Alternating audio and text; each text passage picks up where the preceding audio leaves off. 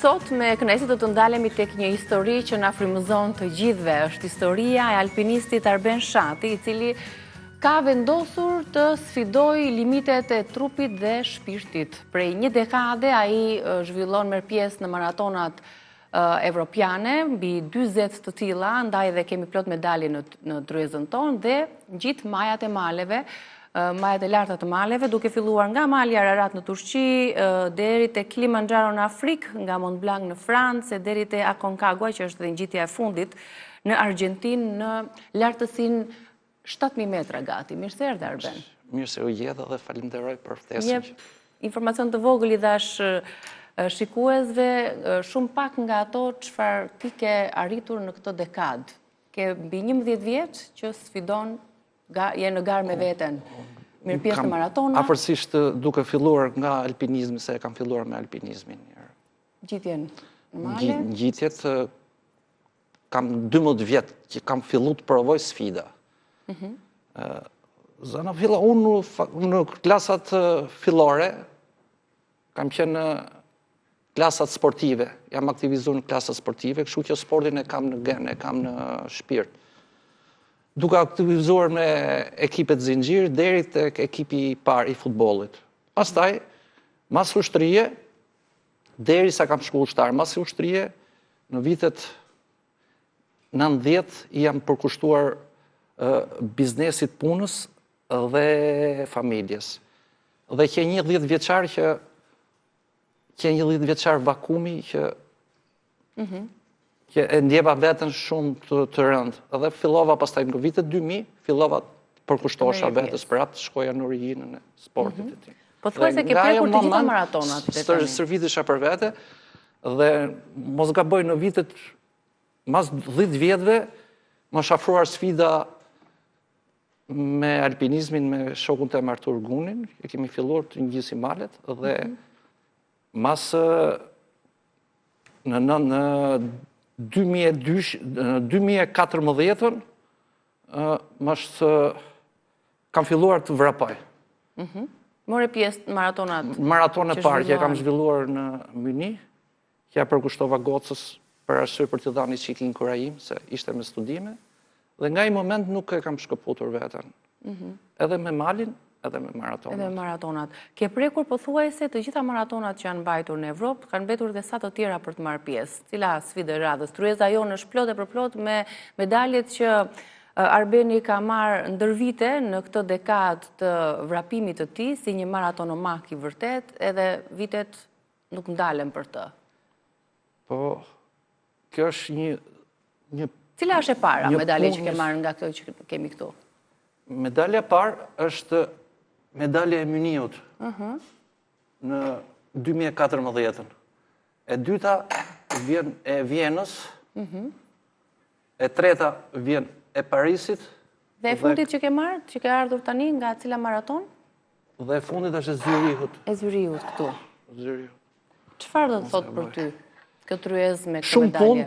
Shumë mund, shumë djers, edhe kënaqësi. Edhe kënaqësi. Është kënaqësi që të vraposh edhe të shikosh. Distanca më e madhe që ke arritur? Distanca më është një maraton mali, ultra trail, themi ne, që organizohet nga Global Limits, është një përfaqësues gjerman, që vjen këtu në Shqipëni dhe organizon një maraton nga Berati në Butrint, me 6 etapa, 6 ditë. E fillojnë Butrint Buz Peshtan, Peshtan Libohov, Libohov Mesapotan Morsi, Morsi në Butrint është e fundit. A të pengon pjesëmarrja në për maratona me punën tënde, me biznesin tënd dhe të duhet dhe kohë për të stërvitur, për të përgatitur përpara se të marrësh pjesë në një maraton apo jo? Kuptohet, e të merr pak nga koha e punës, po njeriu duhet i përkushtohet pak të 1 orë në ditë vetes që të mbaj trupin në formë edhe sfidoj gjithë jetën. Sa fëmijë ke, Arben? Je bërë dhe gjysh, më the apo jo? Unë shqyr Zotin, më ka dhënë Zoti 2 fëmijë shumë të mirë, një djalë dhe një vajzë. Ata ka dëshirë të marrin pjesë? Djali është i martuar dhe është me 2 nipër, me 2 djem. Ose vajzën e kam me punë, me studime në Gjermani. Çfarë të thonë fëmijët kur merr pjesë në maratona? Nuk të thonë ndonjëherë që po boll tani se tani e bër gjysh dhe do po kushtohesh më shumë ndaj niprave. Me ritmin tëmë, dhe sido që ti të puna atë dhe të më japin një farë motivi, sidomos nipret e mirë më motivojnë temase, që unë vazhdoj mos ndaloj. Ka dëshirë ndonjëri nga fëmijët të marrë pjesë në maratona të ngjaj ty? Nga fëmijët po nga nipret. Niprit besoj duhet jenë të vegjël apo jo? Janë të vegjël. Megjithëse ti besoj do t'i mësosh. Djali ka filluar të shtimo që të më ndjekin pak dhe maratona fundi që zhvilloi djali me mu bëni një mini maraton në Zyri 10 kilometër. Ndërkohë, pjesa tjetër, pasioni tjetër yti është ngjitja e maleve. Më trego pak një eksperiencë që ti e kujton sa herë që bëhesh gati për të ngjitur një mal të radhës. Deri tani ke ngjitur 10 maja malesh të larta botërore. Cila ka qenë më sfidusja për ty? Më sfidusja për mu ka qenë Mont Blancu, sepse ka qenë një mal i vështirë dhe kërkon ngjitje teknike, plus dhe siguri. Kozgjatja ka qenë 20 orë për të kapur majën, dhe kemi udhëtu dhe natën, derisa kemi kushtuar. Ka qenë terren më i vështirë? Shumë i vështirë, ishte, kuptohet, në mbi 3000 metra fillon, çdo gjë fillon akull dhe borë. Qartë. Që alpinisti duhet të para përgatis veten, për gjitha gjërat ne akomodohemi dhe për jashta me tenda, me robe që janë ekstreme kundër. Të ka ndodhur ndonjëherë që ke dashur kohë të kthehesh se nuk e përballon dot ngjitjen? Zakonisht në momentin që koha tregon kapriçot e veta, detyrimisht edhe do kthehesh, nuk do këmbgullesh sepse s'ke që bo. Ndërruash veten, po. Gjithë këto majë që i kam kap nuk jam kthyer asnjëherë. Na ka premtu koha gjitha, na ka favorizu dhe moti. Mali fundit ka qenë ai i Aconcagua në Argjentinë apo jo? Pse zgjodhe të shkosh deri aty?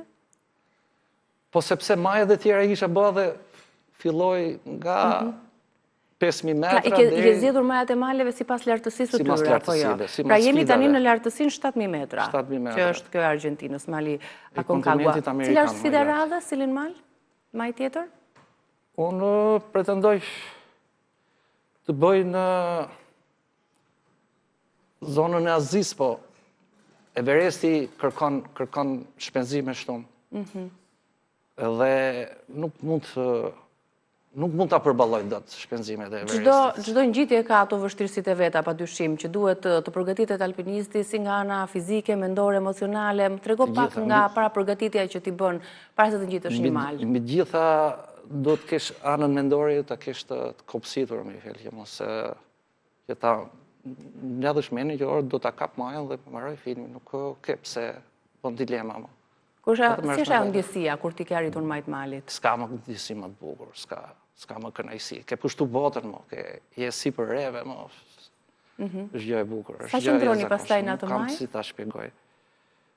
Sa qëndrojmë, sa kapim majën, sa shkrepim ato aparatet. Që arritët qëllimit. S'mund të rish dot me temperatura -20, dhe sipër. S'mund të rish dot. Por nevojat personale që ka një alpinist kur ngjit një maj mali, që te ushqimet, ato ana fizike ose eshat veshjet, speciale, e studion terrenin. Kundër ftoftit do të ketë këpucët do të ketë mira, do të ketë shtagat, shkopat do të ketë shumë të mira, kthetrat, dyshekun që do flesh, slivin begun që do mbulohesh. Në fjalë do t'i kesh.